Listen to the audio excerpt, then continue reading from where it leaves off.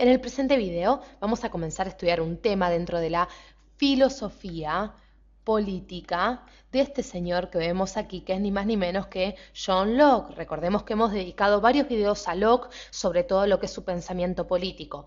Y el concepto de contrato social es, dentro del pensamiento político de Locke, un concepto clave que tenemos que desarrollar, sobre todo para que ustedes luego comprendan en nuestro video de diferencias entre Hobbes y Locke, los dos contractualistas, si se quiere, más importantes de la modernidad. Decíamos para que ustedes puedan comprender esa importante diferencia luego entre Hobbes y Locke. Pero vamos a centrarnos entonces en el concepto de contrato social en Locke. Y por ende, debemos resaltar, vamos a volver a retomar algunos datos de su vida. Locke nace en 1632, muere en 1704 y les cuento que fue uno de los teóricos más influyentes de la gloriosa Revolución Inglesa del año 1688. Inclusive es una revolución que impuso una monarquía parlamentaria a Inglaterra. Pero de a poco vamos a ver cómo es que Locke es considerado un inspirador, como decimos a lo largo de nuestros videos, del parlamentarismo inglés. Vayamos entonces a su filosofía. ¿Qué vamos a hablar de su filosofía? Vamos a la siguiente pantalla, porque tenemos que retomar un tema del cual nos van a hablar todos los naturalistas. Vamos a hablar del estado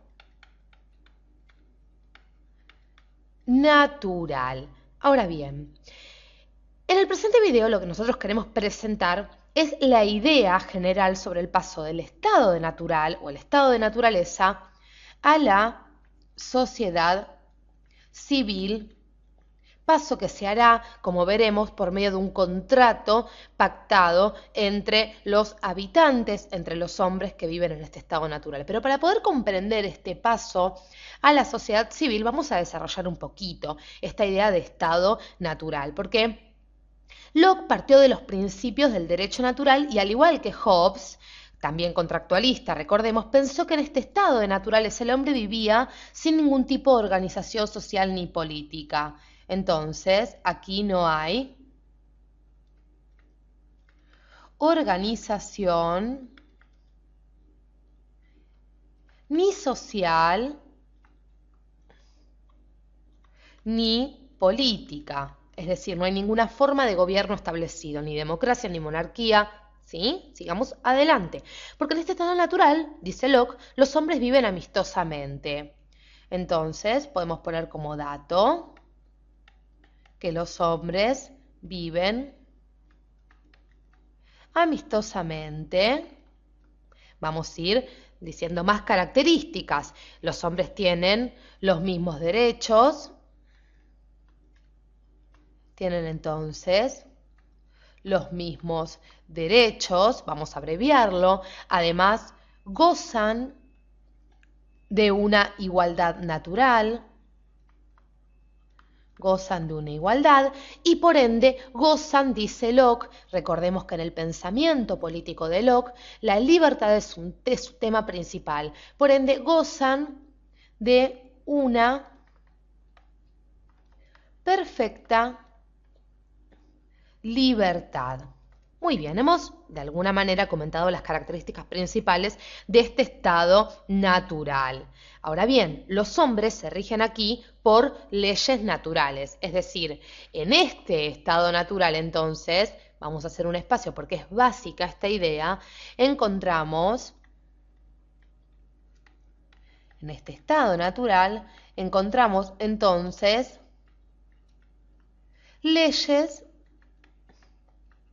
naturales. Básica esta idea. Ahora bien, los hombres entonces en este estado natural se rigen por las leyes naturales que están inspiradas, dice Locke en último término, por Dios. Seguimos adelante, porque estas leyes o derechos naturales, cuenta Locke, son el derecho a la vida, vamos a anotarlos, el derecho a la vida, así como también el derecho a la libertad, así como también el derecho a la propiedad. Entonces, de alguna manera, estas leyes naturales van a contemplar, van a conservar este derecho a la vida, este derecho a la libertad y este derecho a la propiedad. Pero el problema, dice Locke, de este estado natural es que en él no existe nadie, es decir, ninguna persona u organismo que vele porque estas leyes se cumplan efectivamente. Es decir, vemos que no hay ningún juez que pueda, de alguna manera, distribuir o aplicar estas leyes ordenadamente. En este estado de naturaleza, entonces, hace falta un poder moderador que regule la aplicación de la ley natural en caso de que alguien atente entonces contra los derechos del otro, contra el derecho a la vida, libertad o propiedad del otro, porque en este estado de naturaleza es básica la conservación y la autoconservación. El hombre vive amistosamente con el otro, los hombres se relacionan amistosamente, pero claro, Locke sabe que en algún momento alguno puede atentar contra el derecho a la vida, la libertad u propiedad del otro, y lo que va a decir Locke es que el gran problema se presenta cuando estas leyes naturales no tienen el poder para poder de alguna manera proteger estos derechos o velar por que se cumplan estos derechos. Entonces, para poder solucionar esta carencia,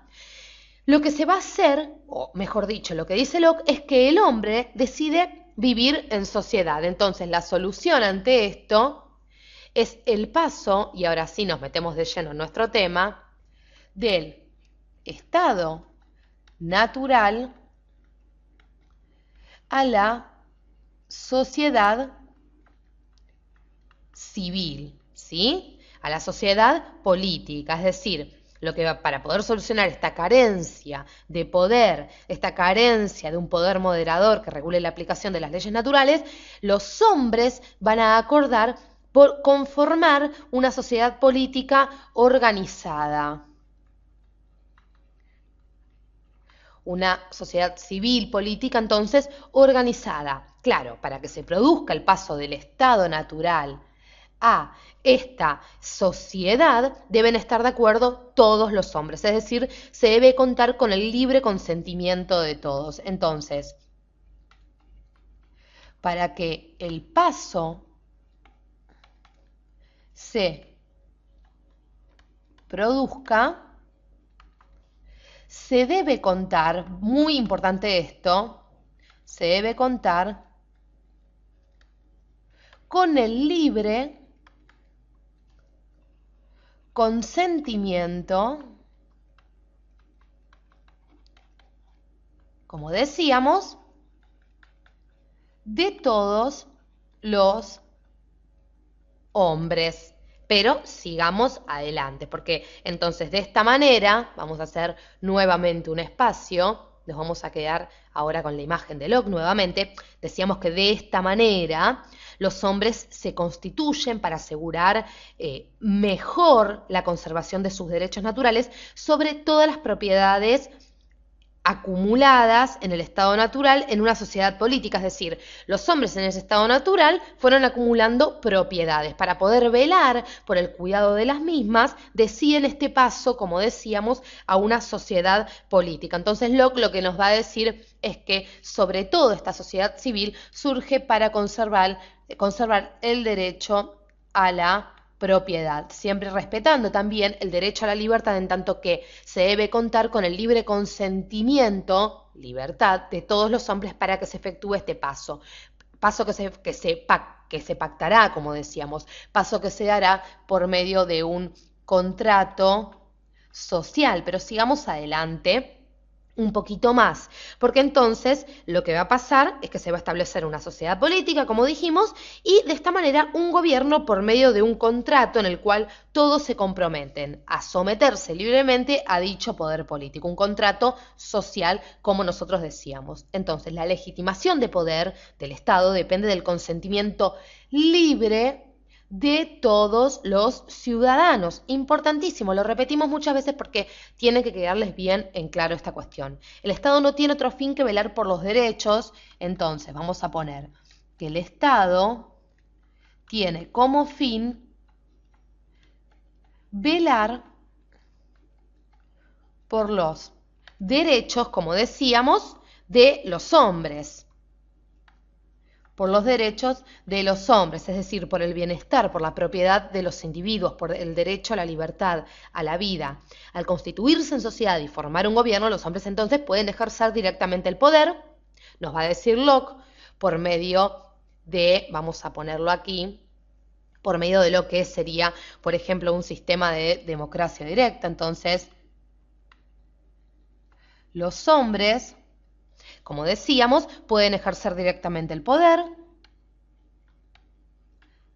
en esta sociedad política, directamente el poder, vamos a ponerlo así, con esto nos estamos refiriendo mediante un sistema claro de democracia directa, vamos a ponerlo para que ustedes lo puedan anotar, hablamos aquí entonces de una democracia directa, o también nos dice Locke, puede elegir los hombres representantes y delegar su poder en un cuerpo legislativo, es decir, un parlamento. Entonces, también de alguna manera se puede optar por la conformación, y ahora sí vemos concepto clave en Locke, de un parlamento, en donde el hombre es representado indirectamente mediante los tres poderes. Seguimos adelante para que entiendan esta cuestión de parlamento y un poquito con el centro de la filosofía política de Locke. ¿Por qué? Porque el parlamento va a ser el encargado de elaborar leyes, entonces va a elaborar leyes,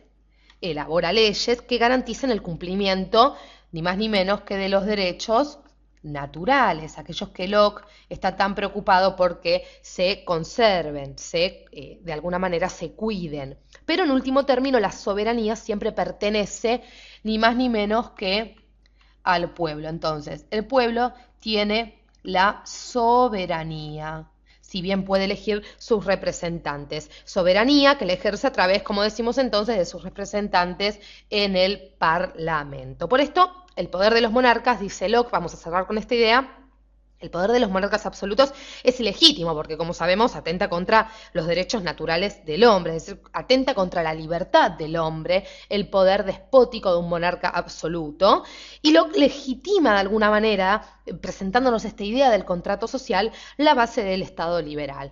Muy interesante Locke, los invitamos a que sigan estudiando su pensamiento político y sobre todo las diferencias entre Hobbes y Locke. Gracias por acompañarnos hasta aquí.